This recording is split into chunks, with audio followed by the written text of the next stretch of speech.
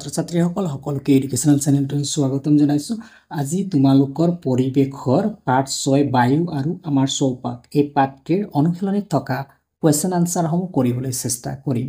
গতিকে আহা এই ভিডিঅ'টোৰ জৰিয়তে কুৱেশ্যন আনসাৰসমূহ কৰিবলৈ আৰম্ভ কৰোঁ। 1 উত্তৰ লিখা। ক প্ৰথম প্ৰশ্নটো আছে বায়ু কি? খ নম্বৰ জুই জ্বলাত সহায় কৰা গেছবিধৰ নাম কি? গ উশাহত লোৱা বায়ু কেনে হ'ব লাগে? ঘ বায়ু কাক বোলে? 1 নম্বৰৰ প্ৰশ্ন উত্তৰ কেইটা প্ৰথমতে কৰো আহা। ক বায়ু কি? বায়ু হৈছে এবিধ গেছীয় মিশ্ৰ পদাৰ্থ। ইয়াক আমি চকুৰে নেদেখো, অনুভৱহে কৰোঁ। প্ৰধান বাক্যটো হৈছে এই বাক্যটো, বায়ু কি? বায়ু হৈছে এবিধ গেছীয় মিশ্ৰ পদাৰ্থ। মিশ্ৰ পদাৰ্থ কিয় কোৱা হয়? ইয়াত বিভিন্ন গেছ মিহলি হৈ থাকে। বিভিন্ন গেছ মিহলি হৈ থকা বাবে বায়ুক এবিধ গেছীয় মিশ্ৰ পদাৰ্থ বুলি কোৱা হয়। ইয়াক আমি চকুৰে নেদেখো, অনুভৱে কৰোঁ। গতিকে ক নম্বৰৰ উত্তৰ তোমালোকে এনেধৰণে লিখিবা। খ প্ৰশ্নটো চোৱা, জুই জ্বলাত সহায় কৰা গেছবিধৰ নাম কি? খ নম্বৰৰ উত্তৰ জুই জ্বলাত সহায় কৰা গেছবিধৰ নাম হ'ল অক্সিজেন গেছ। বায়ুত এবিধ গেছীয় মিশ্ৰ পদাৰ্থ। বায়ুত অক্সিজেন আছে, কাৰ্বন ডাই অক্সাইড, নাইট্ৰজেন আদি বিভিন্ন গেছ আছে। তো বিভিন্ন গেছৰ ভিতৰত কোনবিধ গেছে জুই জ্বলাত সহায় কৰে? বায়ুৰ অক্সিজেন গেছ। অক্সিজেন গেছে জুই জ্বলাত সহায় কৰে, মনত ৰাখিবা। গ নম্বৰ প্ৰশ্ন, উশাহত লোৱা বায়ু কেনে হ'ব লাগে?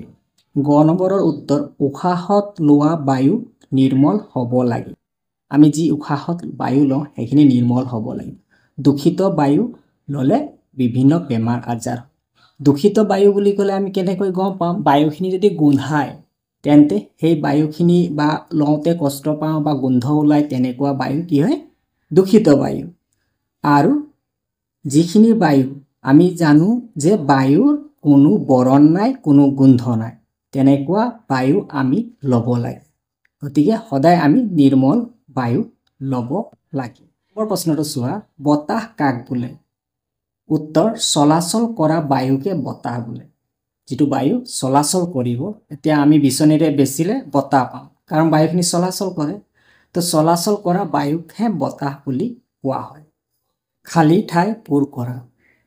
ক নম্বৰ বায়ু আমি চকুৰে দেখা, কি হ'ব? চকুৰে আমি দেখা নাপাওঁ।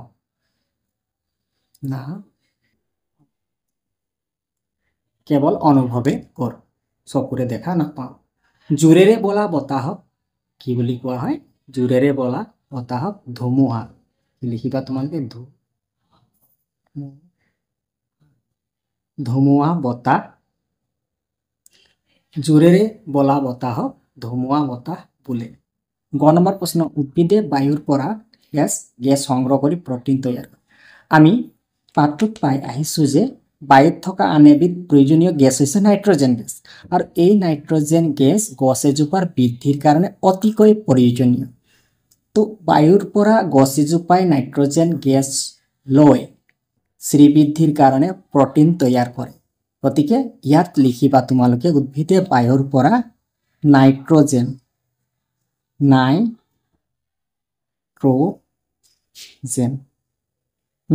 গেছ সংগ্ৰহ কৰি প্ৰটিন তৈয়াৰ কৰে।